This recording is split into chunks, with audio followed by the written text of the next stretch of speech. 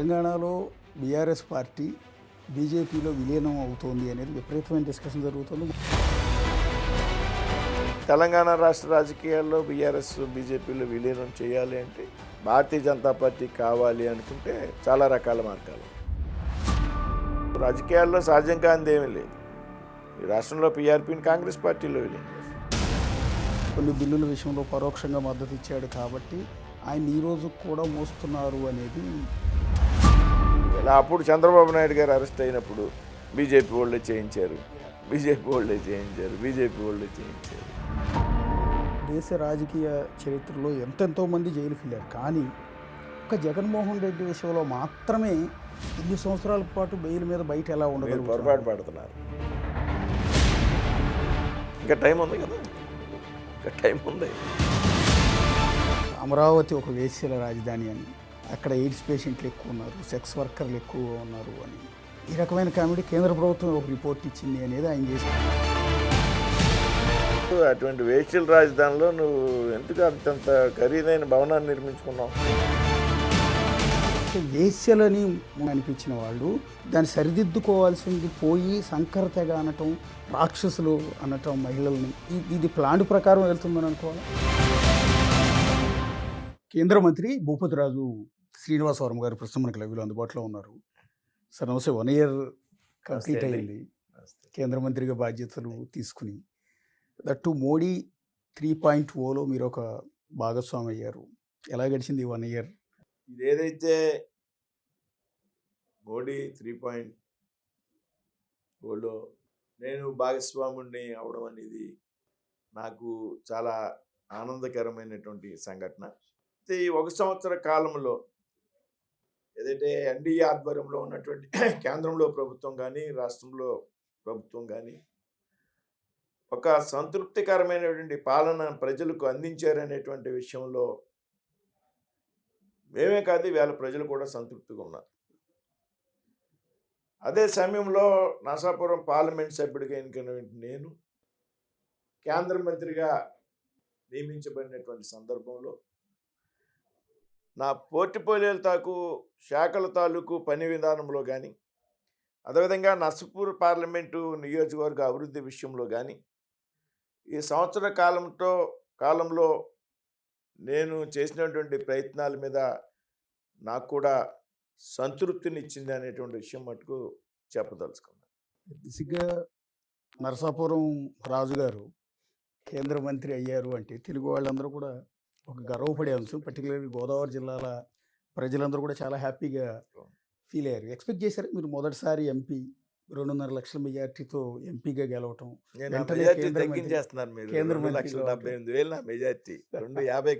Okay, so అన్ని లక్షల మెజార్టీతో గెలవటం, ఇమీడియట్గా కేంద్ర మంత్రి కావటం, ఇవన్నీ ఎక్స్పెక్ట్ చేశారా? రాజకీయాల్లో అనుకోని సంఘటనలు చాలా జరుగుతాయి, కానీ నా లక్ష్యం అది. ఓకే, నేను ఎన్నికల ముందు ఒక 3 నెలల ముందు ఒక టీవీ ఛానల్కి ఇంటర్వ్యూ ఇచ్చా. మీకు పంపుతా, బీసీఎన్ ఛానల్ రాష్ట్రం అంతా కూడా. నాకు ఆ క్లిప్పింగ్ కూడా పంపుతాను, మీరు ప్లే చేయండి నా ఇంటర్వ్యూలో. నాకున్నటువంటి నా మీద నాకున్నటువంటి నమ్మకం, నా పార్టీ మీద నాకున్నటువంటి నమ్మకం. ఓకే, రాబోయేటువంటి ఎన్నికల్లో 24లో జరిగేటువంటి ఎన్నికల్లో నేను ఖచ్చితంగా నా పార్టీ తరఫున శాసనసభకు కానీ లోక్సభకు కానీ రిప్రజెంట్ చేసి తీరుతాను అనేటువంటి విషయం ఎన్నికలకు 2 నెలల ముందు ఇంటర్వ్యూలో చెప్పాను. ఓకే, నేను ఎవరికి పర్సనల్గా చెప్పడం కాదు, ఆ ఇంటర్వ్యూ కూడా మీకు పంపుతా. ఓకే, అప్పటికి సీట్ కన్ఫర్మ్ కాలేదు, ఇంకా పొత్తులే లేవు. ఓకే, పొత్తులే లేవు. నాకున్న కాన్ఫిడెన్స్ అంటే నేను గతంలో కొన్ని ఛాన్సెస్ మిస్ అయ్యాను. ఓకే, 2014లో నేను అవకాశం మిస్ అయ్యా. ఓకే, నేను అప్పుడు జిల్లా అధ్యక్షుడిగా ఉన్నాను. పొత్తుల్లో తాడేపల్లిగూడెం వచ్చినప్పుడు నా మిత్రుడు మాణిక్యాలరావు గారికి అవకాశం వచ్చింది. నేను 2009లో ఎంపీ కంటెస్ట్ చేశాను. ఓకే, ఇదే పార్లమెంట్ నుంచి బీజేపీతో. పొత్తులు లేవు. ఓకే, పొత్తులు ఉన్నా లేకపోయినా పార్టీ ఏది చెప్తే అది పనిచేయడం నా కర్తవ్యం, నా బాధ్యత. ఇది నేను నేర్చుకున్నటువంటి డిసిప్లిన్ బీజేపీలో. సో ఇన్ని సంవత్సరాలుగా పనిచేస్తున్నాం. 30 సంవత్సరాలు బీజేపీలో పనిచేసాం నేరుగా. అంతకితం విద్యార్థి సంఘాల్లో పనిచేసాం. అవకాశం వచ్చినప్పుడు నా పార్టీల మీద నాకు ఉన్నటువంటి ఆలోచన అవగాహన తప్పనిసరిగా మనల్ని ప్రమోట్ చేస్తుంది. కాకపోతే నేను శాసనసభకు అడిగా, నాకు ఏమైనా పొత్తులు ఖరారయ్యాయి. శాసనసభకి నేను అడిగా, దానికి సంబంధించినటువంటి ఒక సంవత్సరం నుంచి నేను పని చేసుకున్నా. Yes sir. నేను పని చేసుకున్నా. కాకపోతే సిట్టింగ్ సీట్లు మార్చడానికి అవకాశం లేనటువంటి సందర్భంలో భీమవరం కూడా గతంలో పవన్ కళ్యాణ్ గారు పనిచేయడం, పోటీ చేయడం, ఇది ఆయన కేటాయించేటువంటి సందర్భం. ఉండిలో సిట్టింగ్ ఎమ్మెల్యేకి ఇవ్వాలి కాబట్టి తెలుగుదేశం పాలసీ డెసిషన్ అది. ఏంటి అన్నప్పుడు నేను ఎమ్మెల్యే అడిగితే పార్టీ నాకు ఎంపీ టికెట్ ఇచ్చింది. అది బీజేపీ గొప్ప. ఎంపీ టికెట్ ఇవ్వడం కాదు, నేను గెలిచిన వెంటనే నన్ను మంత్రి చేసింది నా పార్టీ రాష్ట్ర నాయకత్వం, జాతీయ నాయకత్వం. అంటే మనం కష్టపడి చిత్తశుద్ధితో అంకిత భావంతో పనిచేస్తే భారతీయ జనతా పార్టీ ఏదో రోజు కార్యకర్తను ప్రమోట్ చేస్తుంది అనేటువంటి నమ్మకం నాకు ఉంది. కాబట్టి దాని ఆధారంగా నేను ఎలక్షన్ 2 నెలల ముందు నేను ఏదో ఒక సభలో either assembly or parliament, Lok Sabha, నేను నా వాణిని బాణిని వినిపిస్తానని కరాఖండిగా చెప్పాను. అదొక బీజేపీ నాకు ముందే ఆలోచన, అదొక బీజేపీకి మాత్రమే సాధ్యం కదండి ఈ నాకు పార్టీ ఆలోచన ఉంది. దానికి అనుగుణంగానే 2 నెలల తర్వాత సీన్ కట్ చేస్తే నేను అభ్యర్థినయ్యా. పెద్ద మెజార్టీతో నర్సాపూర్ పార్లమెంట్ హిస్టరీలో ఇప్పటి వరకు 1,60,000 మెజార్టీ, 2,78,300 ఓట్లతో నెగ్గా. 4వ తారీఖున నెగ్గా, 6వ తారీఖున ఢిల్లీ వెళ్ళా, 9వ తారీఖున మంత్రి అయ్యా. ఇది కేవలం ఒక ఇది బీజేపీ ఊహించారంటే నేను మంత్రి అయిపోతాను ఇవన్నీ ఊహించలేదు. కానీ ఈ ఎలక్షన్లో నా రాజకీయ జీవితాన్ని మలుపు తిప్పుతాయి అనేటువంటిది నాకైతే ప్రగాఢమైనటువంటి విశ్వాసం. ఎందుకంటే రాష్ట్రంలో భాజపా సీనియర్ నాయకుల్ని ప్రోత్సహించాలి, ఈ రాష్ట్రంలో ఈ 10 మందిని ఎమ్మెల్యేలు చేయాలి, 12 మందిని ఎమ్మెల్యేలు చేయాలి అనుకున్నప్పుడు ఆ జాబితాలో నేను ఉంటా. పైగా నేను గతంలో కొన్ని ఛాన్సులు మిస్ అయినా నేను ఎప్పుడు కూడా నా కమిట్మెంట్ విషయంలో, నా పని విధానంలో మార్పు లేదు. అదే చిత్తశుద్ధితో పనిచేశాను. అదేవిధంగా పార్టీ గుర్తించింది. ఇది నా పార్టీ యొక్క గొప్పతనం. సరిగ్గా సంవత్సరం క్రితం మిమ్మల్ని కేంద్ర మంత్రిగా అనౌన్స్ చేయగానే చాలా భావోద్వేగానికి గురయ్యారు కదా, సోమవీర్రాజు గారిని హక్ చేసుకుని ఆ రోజు. ఎందుకంటే అంత ఎమోషన్ అయ్యారు? అంటే భావోద్వేగం అంటే మేము పడ్డ కష్టం ఏదైతే ఉందో 35 సంవత్సరాల నుంచి, క్రితం 99లో 2014లో కూడా మా ప్రాంతంలో బీజేపీ పార్లమెంట్ సభ్యులుగా గెలిచారు. 99లో మంత్రిగా చేశారు కృష్ణరాజు, 14లో ఎంపీగా గెలిచాం. ఒక బాధ అంటే కార్యకర్తలతో కలిసి మమేకమై వారు కలిసి పనిచేసినటువంటి సందర్భం లేదు. ఎందుకంటే వాళ్ళు అంత క్రితం పార్టీలో పనిచేయలే. ఏదో ఒక రాజకీయ సమీకరణాల్లో, ఆర్థికపరమైనటువంటి కారణాలతో కొన్ని సందర్భాల్లో అభ్యర్థులు వస్తుంటారు.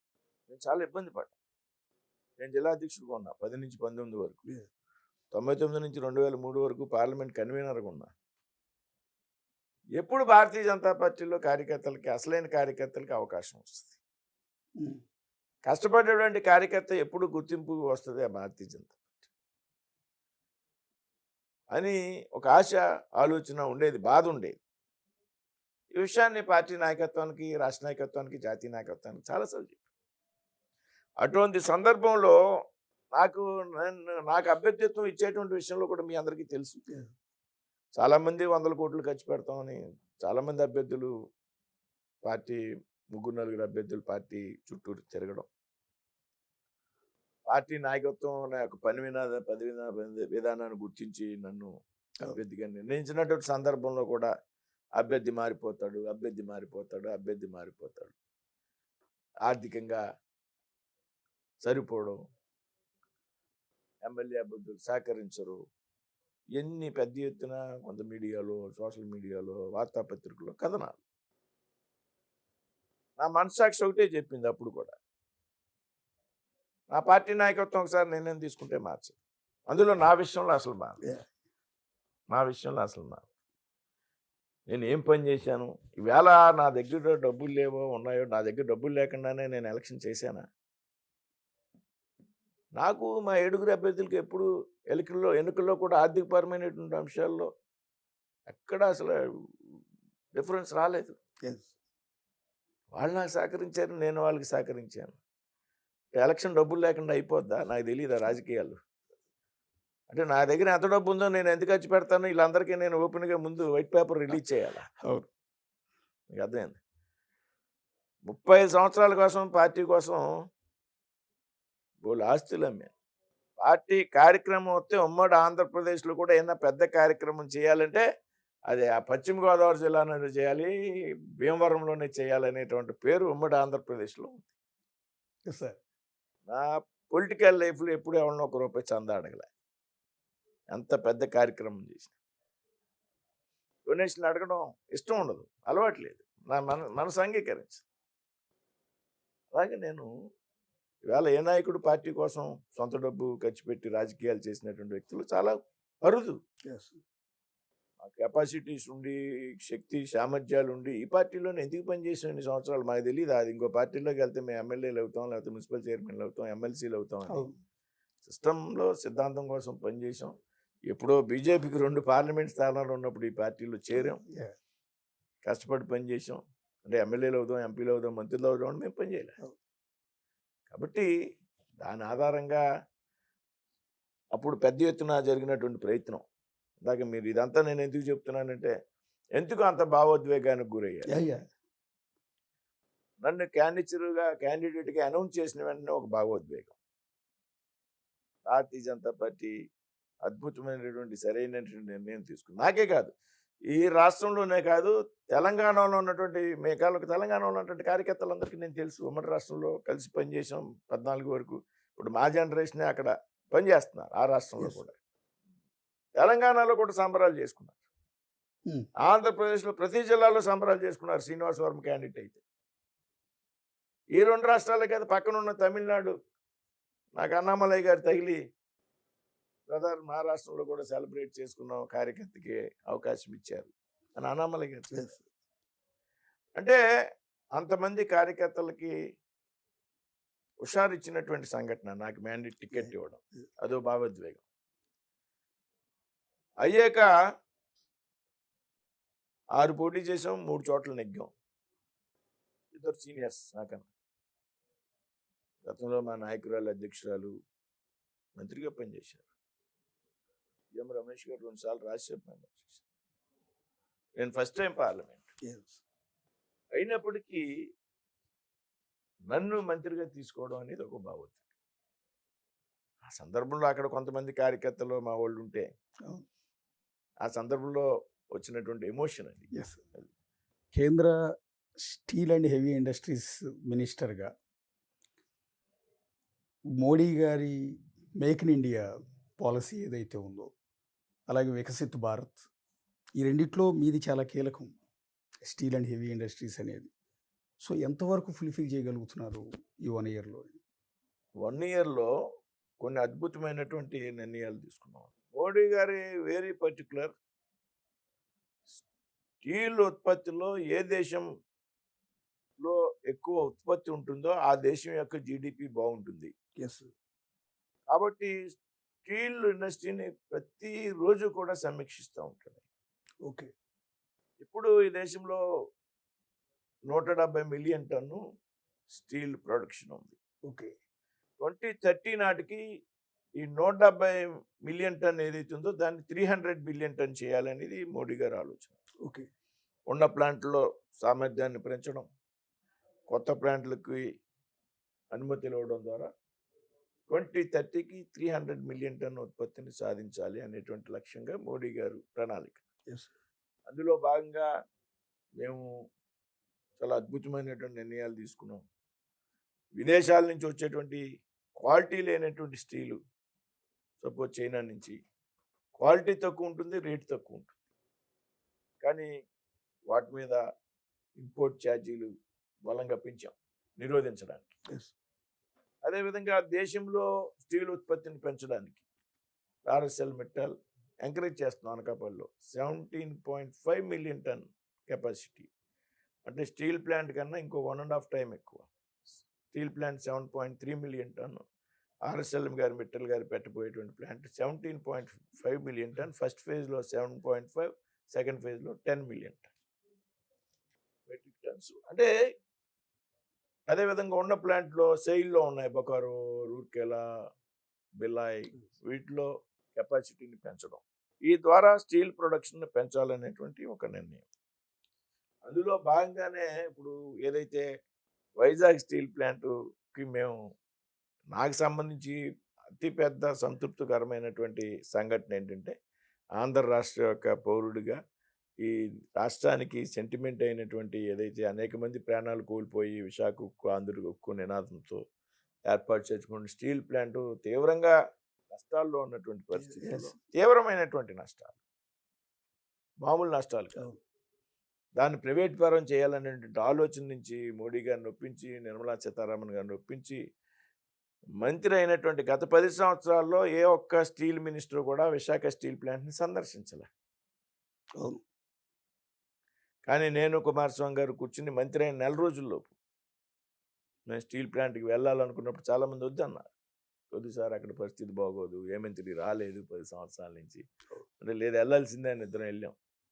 కార్మిక సంఘాలతో కూర్చున్నాం, అధికారులతో కూర్చున్నాం, యాజమాన్యంతో కూర్చున్నాం, సమస్యలను అధ్యయనం చేసాం, అణువణువున పరిశ్రమను పరిశీలించాం. ఎట్టి పరిస్థితుల్లో ఇంత అద్భుతమైనటువంటి స్టీల్ ప్లాంటు దేశంలో ఎక్కడా లేదు. ఇంత అద్భుతమైనటువంటి, ఇంత పెద్ద ఎత్తున భూములు ఉన్నటువంటి పరిశ్రమ ఇది. దీన్ని ఏదో రకంగా ప్రైవేటైజేషన్ అవ్వకుండా కాపాడాలని ఆ రోజు అక్కడే ఆలోచన చేసి దాన్ని కేంద్రానికి సరైన సమయంలో సరైన రకంగా రిప్రజెంట్ చేయడం ద్వారా, ఈ విషయంలో ముఖ్యమంత్రి గారు పవన్ కళ్యాణ్ గారు ఢిల్లీ వచ్చినప్పుడల్లా వారు కూడా పదే పదే చెప్పడం, ఇది మా సెంటిమెంటు, దీన్ని ప్రైవేటైజేషన్ అని మినహాయించండి అని. దానికి ఆ సమయంలో నేను స్టీల్ మంత్రిగా ఉండడం కూడా రాష్ట్రానికి చాలా ఉపయోగమైంది. అదొక అద్భుతమైనటువంటి స్టీల్ మంత్రిగా నాకు ఒక అద్భుతమైనటువంటి మరుపురానిటువంటి నిర్ణయం. అదేవిధంగా ఏదైతే వికసిత్ భారత్ 2047 ఆ లక్ష్యంగా నేను BHE, ఇది కూడా నా దగ్గర ఉంది, హెవీ ఇండస్ట్రీస్. అందులో BHEL లాంటి భారీ పరిశ్రమలు ఉన్నాయి. Cement corporation of India, BHEL, engineering, EPIL, అదేవిధంగా చాలా PSUలు, CPSUలు, నవరత్నాలు, మహారత్నాలు అన్నీ NMDC స్టీల్లో ఉంటుంది. పెద్ద పెద్ద PSUలు అన్నీ ఉంటాయి. ముఖ్యంగా ఈ BHELలో ఆర్డర్స్ పెద్ద ఎత్తున సంపాదించాం. ఇవాళ 2 లక్షల కోట్ల ఆర్డర్స్ BHELకు ఉన్నాయి. గతంలో లాభాలు ఆర్డర్స్ తక్కువ ఉన్నటువంటి సందర్భం నుంచి. అదేవిధంగా ఏదైతే EV వెహికల్స్కి సంబంధించి విషయం కూడా మా సబ్జెక్ట్. వెరీ ఇంపార్టెంట్ కదా. నెక్స్ట్ అంతా EV stations, EV charging stations, EV vehicles. ఈ మధ్యనే తెలంగాణకి 2000 బస్సులకి మనం మంజూరు చేసాం. అంటే సిటీ ఆధారంగా రాబోయే 2 రోజుల్లో ఆంధ్రప్రదేశ్కి, కర్ణాటకకి ఇచ్చాం, తెలంగాణకు 2000 బస్సులకి అనుమతిని ఇచ్చాం. EV వెహికల్స్కి సంబంధించి కొన్ని విప్లవాత్మకమైనటువంటి నిర్ణయాలు తీసుకున్నాం. పెద్ద ఎత్తున EV వెహికల్స్ యొక్క సామర్థ్యాన్ని పెంచాలి, పెద్ద ఎత్తున EV ఛార్జింగ్ స్టేషన్స్ పెంచాలి. EV ఛార్జింగ్ స్టేషన్స్ ఉంటే EV వెహికల్స్ ఆటోమేటిక్గా వినియోగంలోకి వస్తాయి. ఇవాళ ఛార్జింగ్ స్టేషన్స్ రాని కారణంగా, అదేవిధంగా EV వెహికల్స్లో ముఖ్యమైనటువంటి పార్ట్ బ్యాటరీ. బ్యాటరీ తయారీకి అవసరమైనటువంటి లిథియం మన దగ్గర అవైలబిలిటీ లేదు. బ్యాటరీ బయట నుంచి ఇంపోర్ట్ చేస్తాం. అందుకని ఈ లిథియంను కూడా బయట నుంచి తెచ్చుకుని ఇక్కడే బ్యాటరీలు తయారు చేసేటువంటి విధానానికి శ్రీకారం చుట్టాం. ఈ విధంగా వికసిత్ భారత్ 2047లో మన 2 పోర్ట్ఫోలియోలు కూడా ముఖ్యమైనటువంటి కీలకమైనటువంటి పాత్ర పోషించబోతా ఉన్నాయి. అంటే స్టీల్ ప్లాంట్ బేసిక్గా అవుతుంది ప్రైవేటీకరణ అని ఎవ్వరూ అనుకోలేదు. నిజంగా అది మీరు చెప్పినట్టు, మీరు కేంద్ర మంత్రి కాకుండా, దట్టు స్టీల్ మినిస్టర్ మీరు కాకుండా ఉండుంటే బహుశా ఈ పాటికి అయిపోయింది. ఎందుకంటే నిర్మలా సీతారామన్ గారు స్వయంగా పార్లమెంట్లో స్టేట్మెంట్ ఇచ్చారు, ఇది తీవ్రమైన నష్టాల్లో ఉన్న ఈ ప్లాంట్ని ప్రైవేటైజ్ చేస్తున్న నోటిఫికేషన్ కూడా ఇచ్చారు. చాలా మంది టెండర్లు కూడా వేశారు. నేను ఒక రోజు నిర్మలా సీతారామన్ గారితో కూర్చుంటే రాత్రి 1 గంట కూర్చుంటే, ఆవిడ బ్లాక్లో, నార్త్ బ్లాక్లో కూర్చుంటే, వర్మ గారు ఆవిడకి ఇంట్రెస్ట్ మన ప్రాంతం అంటే, వర్మ గారు దీన్ని ఎలాగ మనం ప్యాకేజ్ ఇవ్వగలం, రోజుకి 16-17 కోట్లు నష్టం వస్తుంది పర్ డే. ఎయిర్ ఇండియాని ప్రైవేటైజేషన్ చేసాం, ఎయిర్ ఇండియా కన్నా ఎక్కువ లాస్ వస్తుంది. ఇది దీన్ని ఏ రకంగా మనం ముందుకు తీసుకెళ్ళగలం అనేటువంటి పాపం ఆవిడ మాట్లాడినటువంటి బాధ అక్కడికి ప్రైమ్ మినిస్టర్ గారు అంగీకరించడం, ముఖ్యమంత్రి గారు పదే పదే కోరడం, కుమారస్వామి గారు కూడా చాలా ఇంట్రెస్ట్ ఈ ప్రాంతం, ఆయన క్యాబినెట్ మంత్రి, ఆయన పదే పదే బ్రదర్ నువ్వు ఎందుకు నువ్వు కాన్ఫిడెంట్గా ఉండు, దీన్ని ఏదో రకంగా మనం ప్యాకేజీ తీసుకురావాలి మన ఇద్దరం కలిపి. అదేవిధంగా ఈ రాష్ట్రానికి సంబంధించినటువంటి మంత్రిగా నేను పోషించినటువంటి పాత్ర ఇది చాలా నాకు తృప్తికరమైనటువంటి సంఘటన. భవిష్యత్తులో కూడా మీరు ఇది కొన్ని తరాల పాటు అవును. విశాఖ తరాలు. స్టీల్ ప్లాంట్ ఆగింది అంటే ప్రైవేటైజ్ Yes, yes. కాకుండా అది కేవలం శ్రీనివాసవరం గారి కృషి ఫలితం అనేది కుమారస్వామి భవిష్యత్ గారు, తరాలు ముఖ్యమంత్రి గారు, యా యా పవన్ కళ్యాణ్ గారు అందరూ సమిష్టిగా కలిసి పనిచేశారు. ఎస్ ఎస్ నెక్స్ట్ 1 ఇయర్ కేంద్ర పాలన గురించి డిస్కస్ చేసాం మనం. రాష్ట్రంలో కూడా మీ ప్రభుత్వమే ఉంది, అంటే ఎన్డీఏ ప్రభుత్వమే yes. మా రాష్ట్రంలో ప్రభుత్వమే. నడుస్తుంది. రాష్ట్రంలో ఈ 1 ఇయర్లో ఆంధ్రప్రదేశ్ అనేది అంటే రాష్ట్ర రాజధాని కూడా సరిగా లేని, కనీస ఆదాయ వనరులు కూడా లేని, ఉద్యోగులకు జీతాలు కూడా ఇవ్వలేని సిచ్యువేషన్లో ఉన్న కొత్తగా ఏర్పడిన ఈ రాష్ట్రం ఈ 1 ఇయర్లో ఏమైనా ప్రోగ్రెస్ కనిపిస్తుంది? తప్పనిసరిగా అండి. ఈవేళ 1వ తారీఖు జీతాలు వస్తున్నాయి, చాలామంది పెన్షన్లు 1వ తారీఖు వస్తున్నాయి. అసలే కష్టాల్లో ఉన్నటువంటి ఆంధ్ర రాష్ట్రానికి 2014 రాష్ట్ర విభజన కారణంగా ఉన్నటువంటి కష్టాలు ఏవైతున్నాయో దానికి 19 నుంచి 24 వరకు అధికారంలో ఉన్నటువంటి ప్రభుత్వం పూర్తిగా అన్ని వ్యవస్థలని సర్వనాశనం చేసేసి, కేంద్రం నుంచి వచ్చేటువంటి నిధులు కూడా ఏ అయితే పథకాల కోసం, ఏ అయితే స్కీమ్స్ కోసం వస్తాయో వాటికి ఖర్చు పెట్టలే. నిధులు మళ్లింపు, ఓవర్ డ్రాఫ్ట్లు, బ్యాంకుల నుంచి లోన్లు, లక్షల కోట్ల అప్పులు, స్కీముల పేరిట దోపిడీ. ఏమైనా డబ్బులు కొట్టేయాలంటే ఒక కొత్త స్కీమ్ పెట్టాలి, స్కీమ్ పెట్టడం, దోపిడీ చేయడం. ఈ రకమైనటువంటి పరిస్థితుల్లో ఈవేళ కేంద్రం సహకారం కారణంగానే ఇవాళ ఆంధ్రప్రదేశ్లో అభివృద్ధి సాధ్యమవుతుంది. బాధ్యత 2 చోట్ల ఒకే ప్రభుత్వాలు ఉన్నాయి. ఎస్ చంద్రబాబు నాయుడు గారు ఏ అయితే ప్రతిపాదనలు పంపారో ముఖ్యమంత్రి గారు, లేకపోతే ఢిల్లీ వచ్చినప్పుడు మంత్రుల్ని పదే పదే కలుస్తారు, నెలకు 1-2 సార్లు వస్తారు, ఎస్ ప్రధానమంత్రి గారిని కలుస్తారు, దీనికి సంబంధించిన రిక్వైర్మెంట్ మీద రిప్రజెంటేట్ చేస్తారు, వెంటనే కేంద్రంలో అనుమతులు మంజూరు చేసేటువంటి పరిస్థితి. ఈ సంవత్సర కాలంలో మీకు తెలుసు దేనికి ఎంత డబ్బు వచ్చింది. Yes. ఇలా ఆగిపోయినటువంటి గత ప్రభుత్వ హాయంలో ఆగిపోయినటువంటి సంక్షేమ పథకాలు అవుతున్నాయి, అన్నీ మళ్ళీ ఒక గాడిని పెట్టి జల్ జీవన్ మిషన్ అద్భుతమైనటువంటి ప్రాజెక్ట్. రాష్ట్రంలో ఉన్నటువంటి ప్రతి గ్రామానికి 1,00,00,000 కోటి రూపాయలు, 1,50,00,000, 2 కోట్లు, ఎస్ ప్రతి ఇంటికి పరిశుద్ధమైనటువంటి త్రాగునీరు ఇంటింటికి ఉచితంగా కుళాయి ఇవ్వడం ద్వారా చేరవచ్చాలి. అది పథకం యొక్క ఉద్దేశం. కానీ ఆ పథకం నిమిత్తం వచ్చినటువంటి నిధులు కూడా దుర్వినియోగం చేసి, యాక్చువల్గా 2025 స్కీము టైం అయిపోయింది.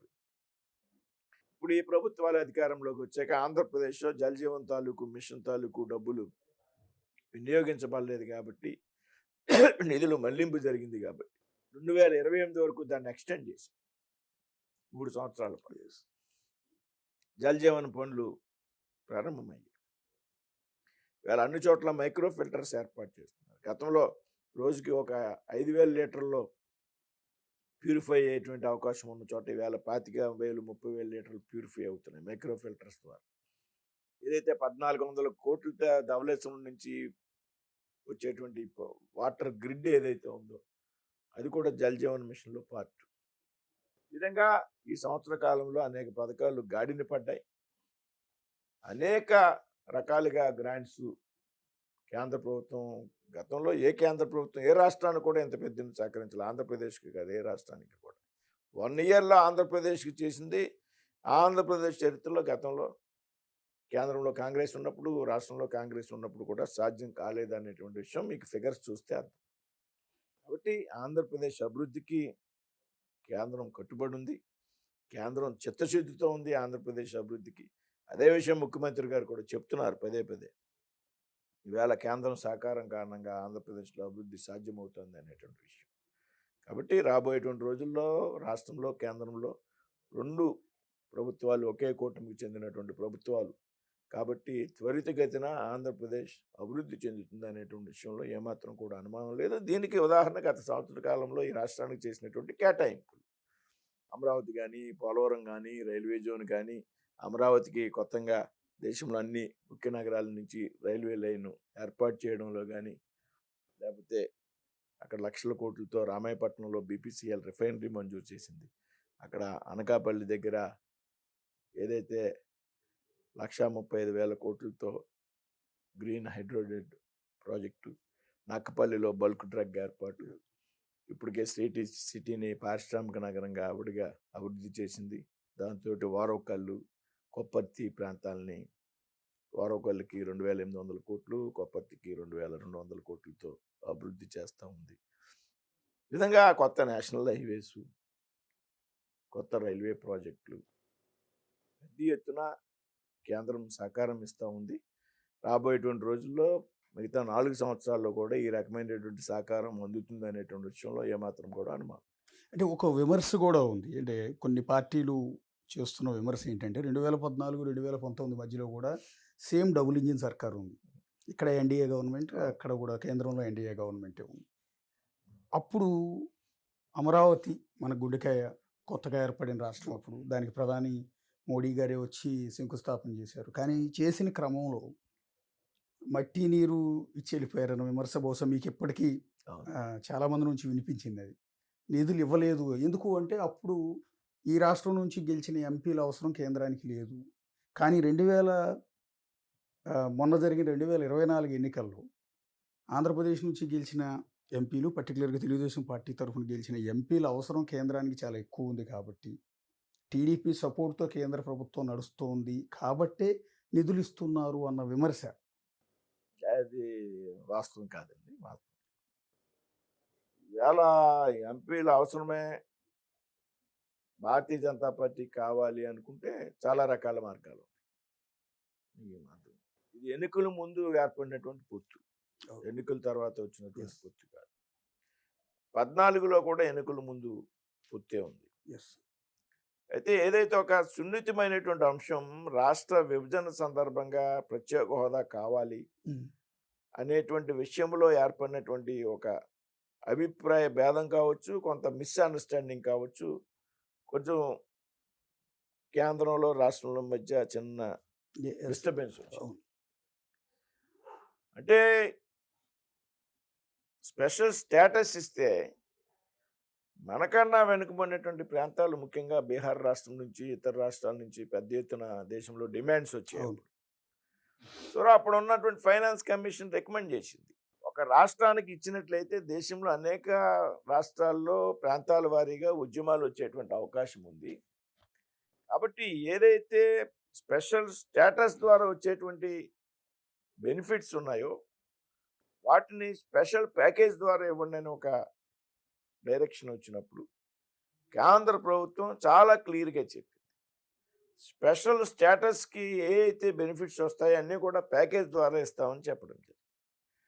దానికోసం ఒక స్పెషల్ వెహికల్ని కూడా ఏర్పాటు చేస్తాం, స్పెషల్ పర్పస్ వెహికల్ని కూడా ఏర్పాటు చేస్తామని చెప్పడం, చాలా వరకు ప్యాకేజీలో స్టేటస్లో రావాల్సినటువంటి అంశాలు అందులో పెట్టడం.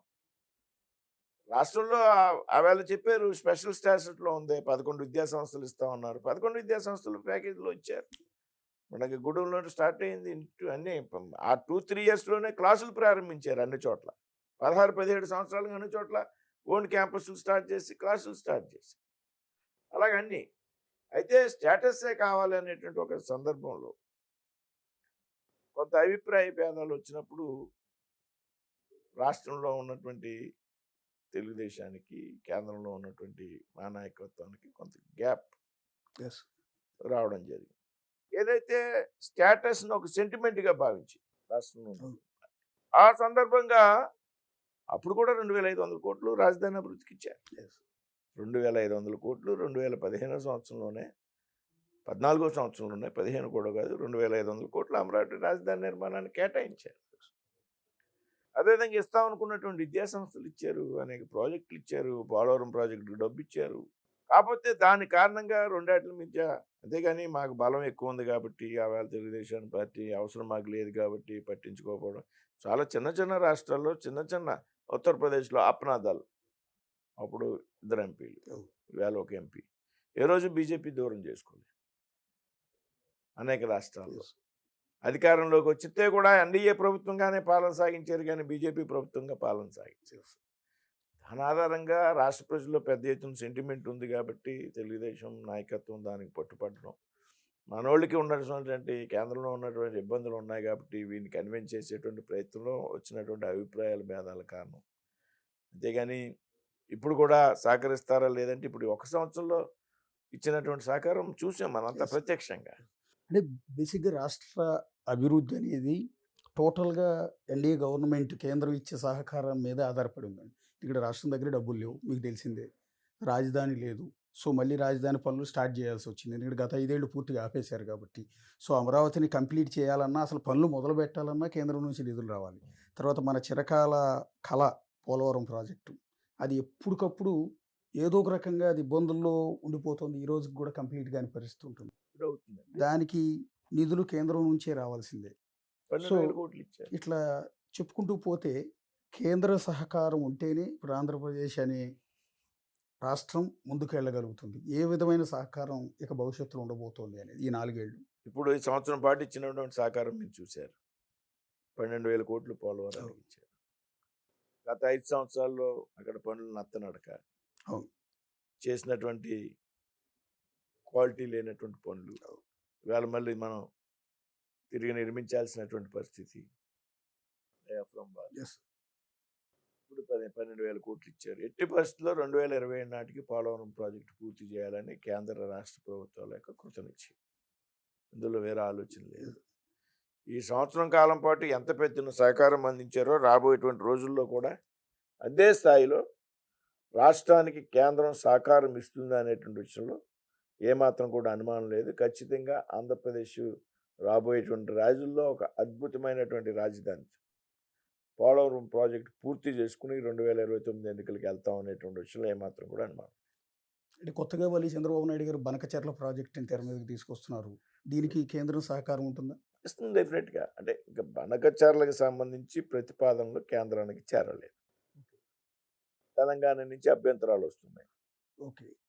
మనం వాడుకునేటువంటి నీరు ఏదైతే వృధాగా సముద్రంలో కలిసిపోయేటువంటి 3,000 టీఎంసీలు వృధాగా సముద్రంలో కలిసిపోతుంటే అనగచర్ల ప్రాజెక్ట్ అనేది కేవలం వృధాగా సముద్రంలో కలిసిపోతున్నటువంటి 200 టీఎంసీల నీరుని వాడుకోవడానికి ఉద్దేశించినటువంటి ప్రాజెక్టు. ఇప్పుడు దీనివల్ల తెలంగాణ నీటి అవసరాలకు ఏమీ భంగం కలగదు. కాబట్టి ఒక మంచి ప్రపోజల్ కేంద్రానికి వెళ్ళాలి. కేంద్రం జల సంఘం ఏదైతే ఉందో వారు నిర్ణయం చేయాలి. మంచి ప్రపోజల్ రాబోయేటువంటి రోజుల్లో బనకచెర్లలో కూడా కేంద్రం సహకరిస్తుంది. ఎందుకంటే ఏ రాష్ట్రానికి నష్టం లేదు. వృధాగా సముద్రంలో కలిసిపోతున్నటువంటి దిగువ రాష్ట్రమైనటువంటి మనం ఉపయోగించుకోవాలనేటువంటి ఆలోచనకి ఎవరు కూడా అభ్యంతరం చెప్పాల్సినటువంటి పని లేదు.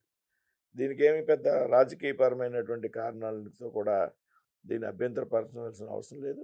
పోలవరం పూర్తవుతుంది.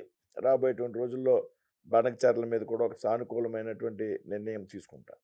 ఇక ఒకటి సార్, మన రాజధాని అమరావతి ఎప్పటి నుంచో అది చూస్తూనే ఉన్నారు. రాష్ట్రం ఏర్పడిన తర్వాత ఇన్నేళ్ళు గడిచినా కూడా ఇంకా ఒక విధంగా చెప్పాలంటే అతిగతి లేని పరిస్థితి అక్కడ కనిపిస్తుంది. సో గత 5 ఏళ్ళు పూర్తిగా మూలబడిపోవటం కావచ్చు ఈ కారణాల వల్ల. సో ఆయన గత సీఎం 3 రాజధానుల ప్రతిపాదన తీసుకొచ్చారు. తీసుకొచ్చినప్పుడు అప్పుడు కూడా మళ్ళీ ఎన్డీఏ గవర్నమెంటే కేంద్రంలో ఉంది. సో కేంద్రం 3 రాజధానుల ప్రతిపాదనని కొంతైనా వ్యతిరేకించి ఉంటే అమరావతిలో పనులు యథావిధిగా సాగి ఉండేవి కదా. ఎందుకంటే కేంద్రం ఆల్రెడీ అమరావతి నిర్మాణానికి నిధులు ఇస్తూనే ఉంది. ఆ నిధులన్నింటినీ కూడా వేరే యాక్టివిటీస్ కోసం, ఉచిత పథకాల కోసం డైవర్ట్ చేసి 3 రాజధానుల ప్రతిపాదన తీసుకొచ్చారు. ఆ టైంలో కేంద్రం కనుక కొద్దిగా ప్రెషర్ పెట్టుంటే అమరావతి ఇలా ఉండేది కాదు అంటే ఇక్కడ టెక్నికల్గా ఒక అంశము, రాజధాని ఏది అనేది ఎక్కడ ఉండాలి అనేది నిర్ణయం తీసుకోవాల్సింది రాష్ట్ర ప్రభుత్వానికి సంబంధించినటువంటి సబ్జెక్ట్. రాజధాని పలానా ప్రాంతంలో ఉండాలని కేంద్రం చెప్పినటువంటి సందర్భం ఇప్పుడు కాదు, ఎప్పుడు లేదు. అది సబ్జెక్ట్ కేంద్రానికి కాదు. ఆ సందర్భంలో ఒక తప్పుడు నిర్ణయం రాష్ట్ర ప్రభుత్వం తీసుకోదు. తీసుకున్నప్పుడు 2020లోనే భారతీయ జనతా పార్టీ అమరావతి రాజధాని అని అమిత్ షా గారు స్వయంగా ప్రకటించారు. అమరావతి రాజధానిగా ఉండాలని మేము అక్కడ ఉన్నటువంటి రైతులతో కూడా భారతీయ జనతా పార్టీ కలిపి ఉద్యమాల్లో కీలకమైనటువంటి పాత్ర పోషించింది. మాకెప్పుడూ ఏం అనుమానం లేదు అమరావతి రాజధాని అనేటువంటి విషయంలో. ఇప్పుడు కూటమి ప్రభుత్వం అధికారంలోకి వచ్చింది. 2 పార్టీలు ఒకే కూటమికి చెందినటువంటి ఒకే అభిప్రాయంతో పనిచేస్తున్నాయి. ఈవేళ కేంద్రంతో రాష్ట్రం విభేదించేటువంటి పరిస్థితి లేదు, రాష్ట్రంతో కేంద్రం విభేదించేటువంటి పరిస్థితి లేదు. దీనికి కారణం ఏంటంటే ఆ లోక్సభ సభ్యుల సంఖ్య కాదు, యాహ్! సంఖ్య కానే కాదు. Yes sir. అవును. ఎందుకంటే ఇవాళ రాష్ట్ర అభివృద్ధిలో చంద్రబాబు నాయుడు గారు ఒక విజన్ ఉన్నటువంటి ముఖ్యమంత్రి. ఆలోచన బలంగా ఉంటుంది. జనరల్గా మీకు ప్రభుత్వాలు ఏర్పడినప్పుడు ఈ ఏదైతే ఈ ఫిగర్ సంఖ్య ఉన్నదో ఆ సంఖ్య కేంద్రానికి అవసరం అనుకున్నప్పుడు కొన్ని పార్టీలు కొన్ని అసంబద్ధమైనటువంటి డిమాండ్స్, నా 10 మంది ఎంపీలు వారికి అవసరం అనుకున్నప్పుడు మాకు ఇన్ని మంత్రి పదవులు కావాలి, ఇన్ని మంత్రి పలానా శాఖలు మాకు ఇవ్వాలి, ఏమీ డిమాండ్ చేయలేదు. బేషరతు మద్దతు యెస్. కేంద్రానికి. మాకు ఇంత సంఖ్య మంత్రులు కావాలని కానీ మా మంత్రులకి శాఖలు కావాలని కానీ అడగకుండా ఆంధ్రప్రదేశ్ రాష్ట్ర అభివృద్ధి లక్ష్యంగా చంద్రబాబు నాయుడు గారు బీజేపీకి సపోర్ట్ చేస్తున్నారు. ఇది ఎన్నికల ముందు ఒప్పందం. దాని కమిటీ ఆయన ఉన్నారు. కేంద్రం కూడా ఆంధ్రప్రదేశ్కి అభివృద్ధి చేసేటువంటి విషయంలో ఇవాళ ముఖ్యమంత్రి గారు ఎప్పుడు ఢిల్లీ వచ్చినా వారు ఏమడిగినా కానీ వెంటనే నెలకి 2 నెలలకి దానికి సంబంధించి అనుమతులు కేంద్రం మంజూరు చేస్తాం. మీరు ఈ రాష్ట్రవాసి, తెలుగు వ్యక్తి, కేంద్రంలో మంత్రిగా ఉన్నారు. అమరావతి గురించి మీకు కూడా రాజధాని ఇది. అమరావతి గురించి నిన్న వైఎస్ఆర్ కాంగ్రెస్ పార్టీ అసోసియేటెడ్ ఛానల్లో ఒక జర్నలిస్ట్ చేసిన కామెంట్స్ రాష్ట్రం మొత్తం ఆందోళన జరుగుతుంది ఇవాళ. అమరావతి ఒక వేశ్యల రాజధాని అని, అక్కడ ఎయిడ్స్ పేషెంట్లు ఎక్కువ ఉన్నారు, సెక్స్ వర్కర్లు ఎక్కువగా ఉన్నారు అని ఈ రకమైన కామెడీ కేంద్ర ప్రభుత్వం ఒక రిపోర్ట్ ఇచ్చింది అనేది ఆయన చేసిన ఆరోపణ. దాని మీద ఆ ఛానల్ జర్నలిస్ట్ యాంకర్ కూడా ఇవాళ అరెస్ట్ చేసింది రాష్ట్ర ప్రభుత్వం. ఒక తెలుగు వ్యక్తిగా మీరు ఎట్లా చూస్తారు దాన్ని? కేంద్ర ప్రభుత్వం వచ్చినటువంటి రిపోర్ట్లో లేదు, ఉంటే దాన్ని బహిర్గతం చేయమంది. నా అమరావతి లాంటి ఒక పుణ్యక్షేత్రం, పవిత్ర శాఖం, దేవతలు అల్లి అనేటువంటి నేల, పంచారామల్లో ఒక పుణ్యక్షేత్రం, దాన్ని వేళ ఒక ప్రెస్టీజియస్ రాజధానిగా ముందుకు తీసుకెళ్లేటువంటి సందర్భంలో ఒక జర్నలిస్ట్ అయి ఉండి అది ఒక వేశ్యల ప్రాంతం అనేటువంటి ఏదైతే మాట్లాడాడో అది అతి హేయమైనటువంటి మాటలు. నేనేమంటానంటే ఈ రకమైనటువంటి డిస్కన్స్ పెట్టి ముందు ఆ ఛానల్ కూడా సంస్కారం ఎలా, అది ఏ పార్టీకి చెందినగానే ఉండి వేళ ఆంధ్రప్రదేశ్లో కాదండి అందరు మహిళలకి సంబంధించిన విషయం. ఆ మహిళలకే కాదు వేళ ఆంధ్ర రాష్ట్ర ప్రజలందరినీ కూడా అవమానపరిచినటువంటి వాక్యాలు. ఒకవేళ మీరు అన్నట్టు కేంద్ర ప్రభుత్వం ఇక్కడ ఎయిడ్ పేషెంట్లు ఎక్కువ ఉన్నారు, ఇక్కడ ఉన్నారు అంటే కూడా అది కాదు క్రైటీరియా. ఒకవేళ ఇచ్చిన రిపోర్ట్స్ ఇస్తాయి సహజంగా అన్ని రాష్ట్రాలు పేషెంట్స్ ఉంటారు కాబట్టి అది వేశ్యల రాజధాని అనే మాట అనేది చాలా అసంబద్ధమైనటువంటి వాటలు. ఏదైతే నేను అదే అడిగా నిన్న మొన్న టీవీ ఛానల్లో వేళ అనుకుంటా అక్కడ అడిగితే, ఇది అమరావతిలో ఉన్నటువంటి ప్రతి కుటుంబాన్ని అవమానపరిచింది. అది వాళ్ళ సాక్షి పార్టీకి చెందినటువంటి, వైసీపీకి చెందినటువంటి వారు అవ్వచ్చు, ఇంకో కమ్యూనిస్ట్ పార్టీకి చెందినటువంటి వారు అవ్వచ్చు, బాధ్యతారాహిత్యమైనటువంటి వాక్యం. ఇటువంటి వ్యాఖ్యలు చేసిన వారి మీద తప్పనిసరిగా చర్యలు తీసుకోవాలి. ఇటువంటి ప్రసారం చేసినటువంటి ఛానల్స్ మీద చర్యలు తీసుకోవాలి. తప్పుడు వార్తలు, తప్పుడు కథనాలు ప్రచారం చేసేటువంటి వాటి మీద అంటే వారికి కూడా లిమిట్ ఉండాలి. పత్రికా స్వేచ్ఛ అన్న దానికి లిమిట్ ఉండాలి. తప్పనిసరిగా వాటి మీద చర్య తీసుకోవాల్సినటువంటి అవసరం. అంటే గత 5 ఏళ్ళు రాజధాని ఇక్కడ వద్దు, ఎగ్జిక్యూటివ్ క్యాపిటల్ వైజాగ్లో పెట్టాలి, న్యాయ రాజధాని కర్నూలులో పెట్టాలి. అదే ఇప్పుడు అటువంటి వేశ్యల రాజధానిలో నువ్వు ఎందుకు అంతంత ఖరీదైన భవనాన్ని నిర్మించుకున్నావు? నివాసాన్ని నిర్మించుకున్నావు కదా అక్కడ. వేషీల రాజధాని అయిన చోట్ల నీకు ఎందుకు అంత భవనానికి సొంత ఇంటిని నిర్మించుకున్నాడు ఆయన? అవసరం లేదు. వైజాగ్లో ఏం చూసి కట్టాడు?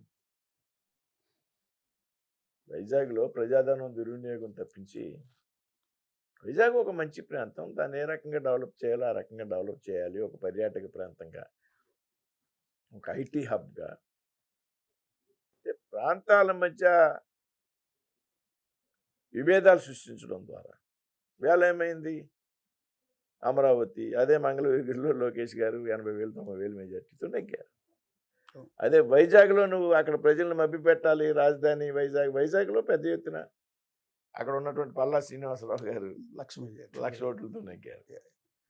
నీ కళ్ళిపోట్ల మాటలు ప్రజలు నమ్మరు. ప్రజలు కొంతవరకు నమ్ముతారు. దాని ఆసరాగా తీసుకుని నువ్వు ప్రజలను పూర్తిగా మభ్యపెట్టాలనుకుంటే ప్రజలు చాలా తెలివైనటువంటి వ్యక్తులు, సరైనటువంటి సమయంలో సరైనటువంటి తీర్పునిస్తారు అనడానికి మొన్న ఎన్నికలే కారణం. అంటే గత 5 ఏళ్ళు రాజధాని లేకుండా రాజధాని ఇక్కడ నుంచి తరలించే ప్రయత్నం చేయటం, సరే ఆ తర్వాత రాజధాని కోసం భూములు ఇచ్చిన రైతులంతా కూడా, నువ్వు పర్టికులర్గా మహిళా రైతులు 5 ఏళ్ల పాటు ప్రపంచ చరిత్రలో, దేశ చరిత్రలో ఇన్నేళ్ల పాటు ఒక ఉద్యమం రోడ్డు మీద కూర్చుని ఉద్యమం చేసిన సందర్భాలు లేవు. అలాంటి మహిళలను జుట్టు పట్టుకుని ఈడ్చుకొట్టారు, అవమానించారు, దుర్భాషలాడారు, వెంకన్న దర్శనానికి వెళ్తుంటే దారిలో దాడి చేశారు. సో ఇన్ని బాధలు పెట్టిన వాళ్ళే ఇప్పుడు మరొకసారి వేశ్యల రాజధాని అనటం ద్వారా వాళ్ళందరి మనసుల్ని గాయపరిచే విధంగా చేయటం వెనక ఏమైనా కుట్ర ఉందనుకుంటున్నారా, లేకపోతే యాదృచ్ఛికంగా మానసికంగా అమరావతి రాజధాని అవడం వాళ్ళకి ఇష్టం లేదు. వాళ్ళ మనసులో అంగీకరించేటువంటి పరిస్థితి లేదు. రైతులు ప్రపంచంలోనే ఇటువంటి ఉద్యమం ఎక్కడ చేయలే. మేము కూడా చేసాం. మేము వాళ్ళు ర్యాలీగా వస్తే మేము భీమవరంలో కూడా పెద్ద ఎత్తున వాళ్ళ పాదయాత్రలో మేము పార్టిసిపేట్ చేసాం. రైతులు ఒక అద్భుతమైనటువంటి ఉద్యమం అది. అందుకే అక్కసు వెలగట్టడం, అంటే అమరావతిని రాజధానిగా ఏమాత్రం అంగీకరించలేనటువంటి ఆలోచనతో మాట్లాడినటువంటి వ్యాఖ్యలు. నేను అనేది అమరావతిలో మహిళలకు సంబంధించినటువంటి విషయమే కాదు, అది అందరూ మహిళలకి, ఆంధ్ర రాష్ట్రంలో అందరు మహిళలకి సంబంధించినటువంటి విషయం. కాబట్టి ఇటువంటి వ్యాఖ్యలు ఏవైతే ఉన్నాయో ఆ వ్యాఖ్యలు ప్రసారం చేసినటువంటి ఛానల్ మీద చర్యలు తీసుకోవాలనేటువంటి విషయం రాష్ట్ర ప్రభుత్వం చాలా సీరియస్గా పరిశీలించాలి. దానికి సంబంధించినటువంటి ఆలోచన కూడా కఠినంగా ఉండాలి. నిర్ణయమైనటువంటి విషయంలో ఏమాత్రం కూడా అనుమానం. అంటే ఒకవేళ వాళ్ళ ఛానల్లో డిబేట్ జరిగింది, మాకేం సంబంధం, బయట నుంచి వచ్చిన ఒక గెస్ట్ మాట్లాడాడు అనేది వైఎస్ఆర్ కాంగ్రెస్ పార్టీ చెప్తున్నమాట. అయితే ఆ తర్వాత డ్యామేజ్ కంట్రోల్ కింద పార్టీ తరపు నుంచి ఖండన వస్తుంది అనుకుంటే, ఆ పార్టీ ముఖ్య సలహాదారు, పార్టీలో నంబర్ 2గా ఉన్న వ్యక్తి, ఒక విధంగా చెప్పాలంటే షాడో సీఎంగా పిలిచిన సజ్జల రామకృష్ణారెడ్డి నిన్న చేసిన కామెంటు సంకర తెగ అని మహిళలను ఉద్దేశించి, ఎవరైతే ఆందోళన చేస్తున్నారో సాక్షి ఆఫీసుల ముందు రోడ్డు మీదకి వచ్చి చేస్తున్నారో వాళ్ళందరినీ సంకర తెగ అంటే వేశ్యలని ముందు వాళ్ళ ఛానల్లోనే అనిపించిన వాళ్ళు దాన్ని సరిదిద్దుకోవాల్సింది పోయి సంకర తెగ అనటం, రాక్షసులు అనటం మహిళల్ని, ఇది ఇంకా రెచ్చగొట్టడమే కదా. అంటే ఇది ప్లాన్ ప్రకారం వెళ్తుందని అనుకోవాలి.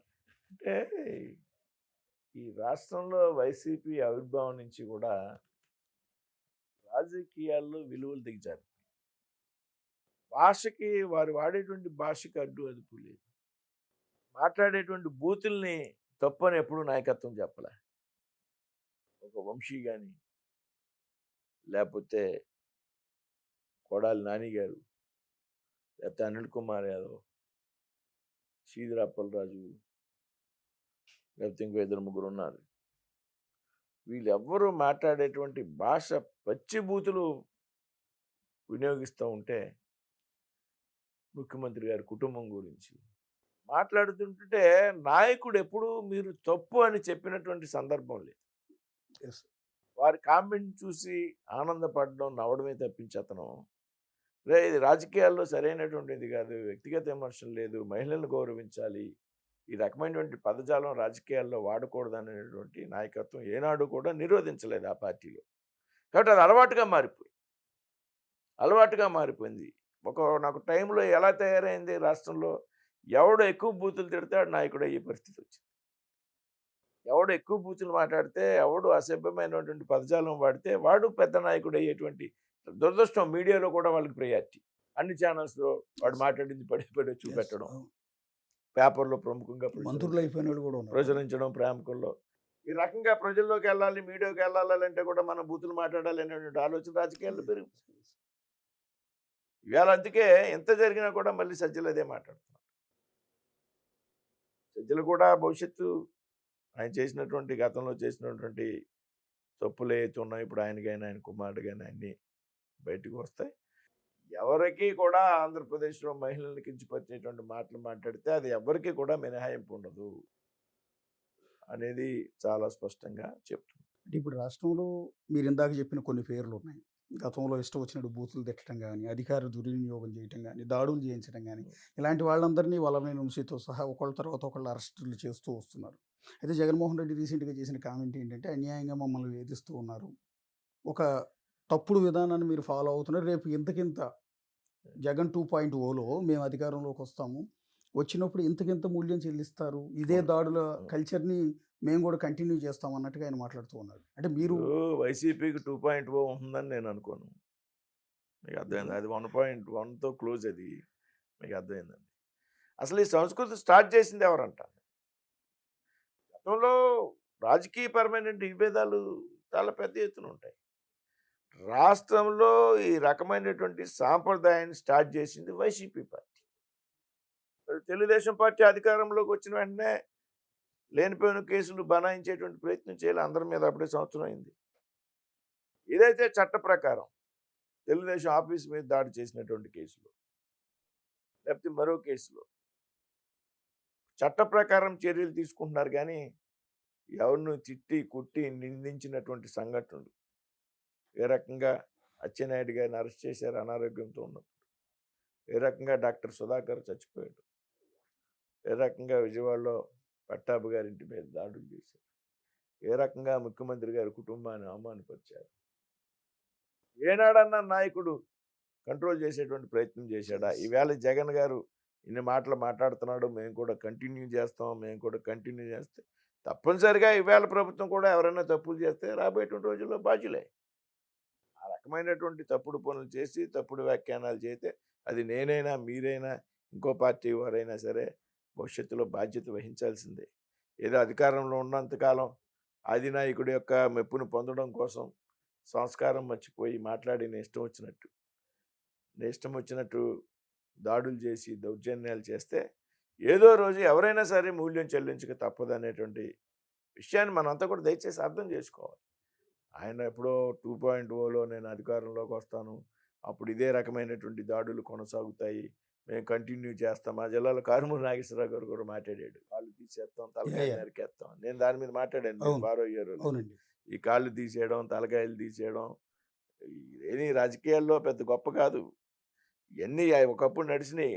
రాయలసీమలో ఫ్యాక్షనిజం, పల్నాడులో ఫ్యాక్షనిజం, ఇవన్నీ కూడా అందరూ ఫ్యాక్షనిజం నుంచి బయటకు వచ్చి దానిలో ఉన్న ఇబ్బందులు అందరికీ అర్థమైంది. అంతేగాని తలకాయలు కాళ్ళు తీసేస్తే చూడడానికి ప్రజలు, రాజకీయ పార్టీ నాయకులు కూడా చూస్తూ ఊరుకునేటువంటి పరిస్థితి లేదు. కాబట్టి ఈవేళ ఏంటంటే మన జగన్ గారు నీతులు చెప్పడం అనేది అత్యంత హాస్యాస్పదం. ఇది దెయ్యాలు వేదాలు వెల్లించినట్టుగా ఉంటుంది ఈవేళ ఆయన ఇట్ల గురించి మాట్లాడితే. అంటే జగన్ గారికి బీజేపీకి మధ్య అవినాభావ సంబంధం ఎప్పటికీ కంటిన్యూ అవుతోంది కాబట్టే అక్రమాస్తుల కేసులో ఇంకా బెయిల్ మీద ఆయన బయట ఉన్నాడు. దేశ చరిత్రలో ఇన్ని సంవత్సరాల పాటు బెయిల్ మీద బయట ఉన్న వ్యక్తి, ఇన్ని వందల సార్లు కోర్టు వాయిదాలకు కూడా వెళ్లకుండా విచారణ కొనసాగిస్తున్న వ్యక్తి జగన్మోహన్ రెడ్డి మాత్రమే. ఇది కేవలం బీజేపీ ఆశీస్సుల వల్ల, బీజేపీకి గతంలో కొన్ని బిల్లుల విషయంలో పరోక్షంగా మద్దతు ఇచ్చాడు కాబట్టి ఆయన ఈ రోజు కూడా మోస్తున్నారు అనేది ఒక నింద, మీ పార్టీ మీద ఉన్న ఒక నిందండి. దాన్ని ఎట్లా తొలగించుకుంటారు? జనరల్గా న్యాయపరమైనటువంటి విషయాల్లో ప్రభుత్వం ఇన్వాల్వ్ అయ్యేటువంటి పరిస్థితి ఉండదు. ఆ పార్టీకి చెందినటువంటి అనేక మంది నాయకుల మీద కేసులు పెడుతున్నారు, ఇన్కమ్ ట్యాక్స్ దాడులు జరుగుతున్నాయి బీజేపీకి చెందినటువంటి నాయకుల మీద. దీనికి ఎవరు కూడా మినహాయింపు లేదు. చట్టపరంగా ఆయన ఉన్నటువంటి అవకాశాలను బట్టి ఆయన బెయిల్ తెచ్చుకోవడం జరిగింది. వేళ మేము అధికారంలో లేం కదా. వేళ మాకు జగన్ గారికి అసలు ఏ రకమైనటువంటి సంబంధాలు కూడా లేవు. మాకు జగన్ గారికి సంబంధాలు ఉన్నాయనేది వాస్తవం కదా. జనరల్గా ప్రజలు ఒక రకమైనటువంటి ఆలోచన బీజేపీ కాపాడుతోంది, బీజేపీ అప్పుడు చంద్రబాబు నాయుడు గారు అరెస్ట్ అయినప్పుడు బీజేపీ వాళ్ళే చేయించారు, బీజేపీ వాళ్ళే చేయించారు, బీజేపీ వాళ్ళే చేయించారు. ఇవన్నీ ఏంటంటే ఏదో ఒక డైవర్షన్ పాలిటిక్స్. కాబట్టి జగన్ గారికి చట్టం తన పని అది చేసుకుపోతుంది. ఇందులో ఎవరు ఇన్వాల్వ్ అయినా కానీ అది ఆగేటువంటి పరిస్థితి లేదు. ఆయన కూడా ఏదో రోజు టైం దగ్గరికి వస్తుంది, ఇది అనుమానం లేదు. చట్టంతా ఆయన చేసినటువంటి అయితే ఉన్నాయో దానికి రాబోయే రోజుల్లో ఆయన మూల్యం చెల్లించాల్సి ఉంటుంది. జైలుకి వెళ్ళే అవకాశం ఉందని జైలుకి వెళ్తాడో బయలు తెచ్చుకుంటాడో, బట్ జరిగినటువంటి ఏదో కిడ్ ప్రోకో ఇష్యూస్ ఉన్నాయో, నీకు అది నాకు ఇది అనేటువంటి విషయాల్లో దర్యాప్తు సంస్థలు, అది సిబిఐ కానీ ఈడీ కానీ చట్టం ప్రకారం వెళ్తాయి. ఇదేమి పర్మనెంట్గా కేసులు మాఫీ అయిపోయినటువంటి పరిస్థితి కాదు. కాబట్టి రాబోయేటువంటి రోజుల్లో చట్టం తన పని అది చేసుకుపోతుంది. ఓంప్రకాష్ చౌతాలా లాంటి 80 ఏళ్లకు పైబడిన వ్యక్తికి కూడా అవినీతి కేసులో శిక్ష పడింది. జయలలిత లాస్ట్ పీరియడ్లో ఎన్నిసార్లు జైలుకి వెళ్ళి వచ్చారో, ముఖ్యమంత్రిగా ఉన్నప్పుడు కూడా అవినీతి కేసులోనే. లల్లూ ప్రసాద్ యాదవ్ ఏ ఏజ్లో ఆయన జైలుకి వెళ్లాల్సి వచ్చింది, శిక్ష పడింది. ఇట్లా చెప్పుకుంటూ పోతే చరిత్రలో, దేశ రాజకీయ చరిత్రలో ఎంతెంతో మంది జైలుకి వెళ్ళారు. కానీ ఒక జగన్మోహన్ రెడ్డి విషయంలో మాత్రమే ఇన్ని సంవత్సరాల పాటు బెయిల్ మీద బయట ఎలా ఉండగలుగుతారు? పొరపాటు పడుతున్నారు. ఓంప్రకాష్ చౌతాలా కూడా కేసులు పడ్డాక 10 సంవత్సరాల తర్వాత జైలుకి వెళ్ళాడు. ఓకే. లల్లూ ప్రసాద్ గారు యాదవ్ గారు కూడా 10 సంవత్సరాల తర్వాత జైలుకి వెళ్ళారు. మీరు చెప్పినటువంటి జయలలిత కూడా 10 సంవత్సరాల తర్వాత కేసులు బుక్ అయ్యాక 10 సంవత్సరాల తర్వాత జైలుకి వెళ్ళింది. ఇంకా టైం ఉంది కదా. ఓకే, ఇంకా టైం ఉంది. అది 10 సంవత్సరాలు అవ్వచ్చు, 9 ఏళ్ళు అవ్వచ్చు, 11 ఏళ్ళు అవ్వచ్చు. చాలా భారతదేశంలో ఉన్నటువంటి చట్టాల ప్రకారం ఒక కోర్టులో పోతే ఇంకో కోర్టు, స్పెషల్ కోర్టు, లేకపోతే సుప్రీంకోర్టు, ఇవన్నీ చట్టం ఇచ్చినటువంటి అవకాశాలు. వీటిని అందరూ కూడా వినియోగించుకోవడానికి లల్లూ ప్రసాద్ గారు కూడా దానా కుంభకోణం బయటకడ్డాక 10-12 సంవత్సరాలు జైలుకి. చౌతాలా గారు కూడా అంతే, జయలలిత గారు కూడా అంతే. జయలలిత గారు ఒక టైంలో మద్దతు ఉపసంహరించింది, ఆవిడ ఏదైనా కేసులు తీయమని. నాయకత్వం ఒప్పుకోలేదే. ఇందాక మీరు ప్రస్తావించారు కదా, అధికారం కోసం లేకపోతే ఇది కోసం. ఆవిడ మీద ఉన్న కేసులు తీయమని ఆవిడ రిక్వెస్ట్ చేసినప్పుడు అప్పుడు ఉన్నటువంటి ప్రభుత్వం ఒప్పుకోనప్పుడు వాజ్పేయి గారి ప్రభుత్వం ఒక్కోటితో ప్రభుత్వాన్ని వదులుకుంది బీజేపీ. కాబట్టి ఇవన్నీ క్రైటీరియా కాదండి. పర్టికులర్గా ఇప్పుడు జరుగుతున్న డిస్కషన్ ఏంటంటే, మీరు అన్నది బెయిల్ విషయంలో కేంద్రం జోక్యం ఏమి ఉండదు, న్యాయస్థానాల విషయంలో జోక్యం ఉండదు. కానీ ఎంక్వైరీ విషయంలో, జగన్ మీద నడుస్తున్న సిబిఐ విచారణ విషయంలో కొంత స్లో డౌన్ అవుతున్నారు అనేది. ఇంకొకటి, ఆంధ్రప్రదేశ్లో జరిగిన ఇంకొక సంచలనం వివేకానంద రెడ్డి, అదే జగన్కి related issue. Vivekananda Reddy murder కేసులో సిబిఐ ఎంక్వైరీ జరుగుతుంటే ఆ కేసులో ఆరోపణలు ఎదుర్కొంటున్న నిందితుడిగా తెలిసిన అవినాష్ రెడ్డి, అంటే జగన్మోహన్ రెడ్డికి స్వయాన సోదరుడైన అవినాష్ రెడ్డిని అరెస్ట్ చేయడానికి సిబిఐ కడప వెళ్తే, సిబిఐని అప్పుడు సీఎంగా ఉన్న ముఖ్యమంత్రి జగన్మోహన్ రెడ్డి అడ్డుకుని లాండ్ ఆర్డర్ ప్రాబ్లం వస్తుందని సిబిఐని కూడా వెనక్కి పంపిన పరిస్థితి దేశంలో ఇంకెక్కడా లేదు కదా. ఇప్పుడు అవినాష్ రెడ్డి అనేటువంటి నిందితుడు అండి. అవినాష్ రెడ్డిది ప్రమేయం ఉందనేది ఇంకా సిబిఐ ప్రూవ్ చేయలేదు. జగన్మోహన్ రెడ్డి వెనక్కి పంపితే సిబిఐ వెనక్కి వెళ్ళిపోలే. సిబిఐ కోర్టు కూడా మినహాయింపు ఇచ్చింది ఆ వేళ అరెస్ట్కి. సిబిఐ కోర్టు అరెస్ట్ చేయమని చెప్పలే. మీకు అర్థమైందా? సిబిఐ అరెస్ట్ చేసి అతన్ని ప్రశ్నించాలని భావించిన ఆలోచన చేసింది. సిబిఐ కోర్టులో అతనికి మినహాయింపు వచ్చింది, ఆ రోజుని రిలీఫ్ వచ్చింది. తప్పనిసరిగా ఆయన బాధ్యుడు అనుకోండి. అంటే అది వివేకానంద రెడ్డి మర్డర్ కేసు అనేది జగన్ లాంటి ఫ్యాక్షనిస్టు మర్డర్ చేస్తే ఎలా ఉంటుందని దానికి ఉదాహరణ. వాళ్ళ ప్రభుత్వం ఉన్నటువంటి 5 సంవత్సరాల్లో కూడా దాన్ని రకరకాల స్టోరీలు, రకరకాల కథనాలు, వివేకానంద రెడ్డి గారు అమ్మాయి దాని మీద కష్టపడినటువంటి విధానం, ఏదేమైనా ఏదో రోజు నిజంగా అవినాష్ రెడ్డి గారి యొక్క పాత్ర ఉంటే ఆయన తప్పించుకోలేడు. అవినాష్ రెడ్డి గారు ప్రస్తుతం నిందితుడు, ముద్దాయి ప్రూవ్ అయిన రోజున దాన్ని మనం ఎవరైనా సరే బాధ్యత వహించాలి. అంటే సిబిఐ కేంద్ర పరిధిలోనే ఉంది కదా. సునీత రెడ్డి అదే వివేకానంద రెడ్డి కుమార్తె కేంద్రం దగ్గరికి వచ్చి కేంద్ర పెద్దలు అమిత్ షా గారితో సహా ఎంతో మంది చుట్టూ తిరిగి సిబిఐ డైరెక్టర్ చుట్టూ అదే తిరిగారు. మీకు అర్థం కావడంలే. కానీ న్యాయం జరగట్లేదని ఈ రోజు సిబిఐ కూడా డైరెక్టర్ చుట్టూ తిరిగినా, ఈడీ డైరెక్టర్ చుట్టూ తిరిగినా, అమిత్ షా గారి చుట్టూ తిరిగినా ఇన్వాల్వ్ అవరు అంటున్నాను నేను. Yes, sir. ఇన్వాల్వ్ అవరండి. ఇదే అమిత్ షా గారి మీద కేసులు పెట్టిన సందర్భాలు ఉన్నాయి. ఇప్పుడు నేను అనేది చంద్రబాబు నాయుడు గారు లోపలికి వెళ్ళినా, లేకపోతే జగన్ గారు లోపలికి వెళ్ళినా, ఇంకొకరు లోపలికి వెళ్ళినా, లేదా అమిత్ షా గారు ఫోన్ చేస్తే వదిలేస్తారు, లేకపోతే ఏదో ప్రధానమంత్రి గారు చెప్తే వదిలేస్తారు. ఇవన్నీ తప్పుడు ఆలోచనలు అంటాను. ఏముండదండి. ఎవడైనా నేను వెళ్ళిపోయినా, నేను మంత్రినైనా, ఎంపీ అయినా ఏముండదు. Yes, sir. చట్టంలో కొన్ని లిమిట్స్ పరిధిలో ఉంటాయి. దాని ప్రకారం ఎవడైనా సరే శిక్షించబడ్డానికి అర్హుడే. Yes. అంతేగాని ఊరికే కేసులు పెట్టలేరు, ఊరికే కేసులు తీయలేరు. Yes. అయితే లేదా 5 రోజులు 10 రోజులు జైలుకి పంపగలరు. మీకు అర్థమైందండి. Yes. సునకానందం. చివరిగా ఒక ప్రశ్న సార్. బేసిక్గా out of the box actually మన రాష్ట్రానికి సంబంధించింది కాదు. బట్ మీరు కేంద్ర మంత్రి కాబట్టి మీకు పార్టీలో ఇప్పుడు కీ రోల్ కాబట్టి తెలంగాణలో బీఆర్ఎస్ పార్టీ బీజేపీలో విలీనం అవుతోంది అనేది విపరీతమైన డిస్కషన్ జరుగుతుంది. మొన్న వాళ్ళ కూతురు స్వయంగా కేసీఆర్ కుమార్తె తండ్రికి రాసిన లెటర్లో కూడా ఈ ప్రపోజల్ పెట్టారు అని. ఇలా జరిగే అవకాశం ఉందా భవిష్యత్తులో? అంటే ఇప్పుడు తెలంగాణ రాష్ట్రంలో ప్రస్తుతం ఉన్నటువంటి పరిస్థితుల్లో బీఆర్ఎస్ ప్రాముఖ్యత తగ్గిపోయింది. ఇవాళ అక్కడ 2 బలమైనటువంటి శక్తులుగా భారతీయ జనతా పార్టీ, కాంగ్రెస్ ఉన్నాయి. కాంగ్రెస్ కూడా ఈ సంవత్సరంలో దాదాపు రేపు నవంబర్కి 2 సంవత్సరాలు అవుతుంది. అనుకున్నటువంటి రీతిలో అక్కడ పరిపాలన లేదు అనేటువంటి విషయం వాస్తవం. Yes, sir. పెద్ద ఎత్తున ఈవేళ అక్కడ బీజేపీకి ప్రజాదరణ ఉంది. రాబోయేటువంటి రోజుల్లో భారతీయ జనతా పార్టీ తెలంగాణ రాష్ట్రంలో అధికారంలోకి వస్తుంది అనేటువంటి విషయంలో చాలా క్లారిటీ ఉంది. పెద్ద ఎత్తున బీఆర్ఎస్కి సంబంధించినటువంటి కార్యకర్తలు, నాయకులు భారతీయ జనతా పార్టీలో చేరుతున్నారు. Yes, sir. ఇప్పటికే మా దగ్గర చేరినటువంటి కొండా విశ్వేశ్వరరెడ్డి లాంటి ప్రముఖులు మా దగ్గర పార్లమెంట్ సభ్యులుగా ఉన్నారు. Yes, sir. ఈ నేపథ్యంలో మేమేమీ ప్రత్యేకంగా చేసేటువంటి ప్రయత్నం అయితే ఏమీ లేదు. బీఆర్ఎస్ వేళ కవిత గారు మాట్లాడుతున్నారు. రాబోయేటువంటి రోజుల్లో అది తెలంగాణ రాష్ట్ర రాజకీయాల్లో బీఆర్ఎస్ బీజేపీలో విలీనం చేయాలి అంటే అయ్యేటువంటి పరిస్థితి. దాని మీద మనం స్పష్టంగా మనం ఏదో ప్రయత్నం చేస్తున్నాం, అది చేస్తారు. ఈవేళ బీఆర్ఎస్ మనుగడ ప్రశ్నార్థకంగా. Yes. ఇటువంటి సమయంలో రకరకాలటువంటి ఆలోచనలు రాజకీయాల్లో సహజం కానిది ఏమీ లేదు. రాష్ట్రంలో పీఆర్పీని కాంగ్రెస్ పార్టీలో వెళ్ళింది. Yes, sir. 18% ఓటికి వచ్చినటువంటి party.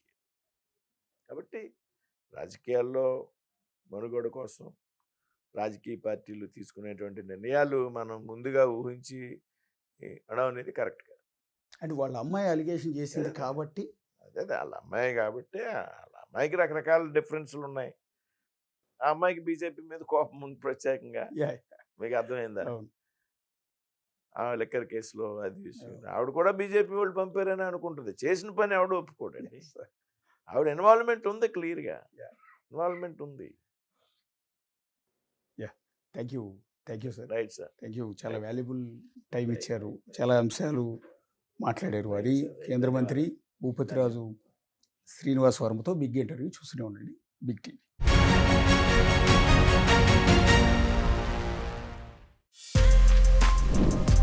For more videos like this, subscribe Big TV channel.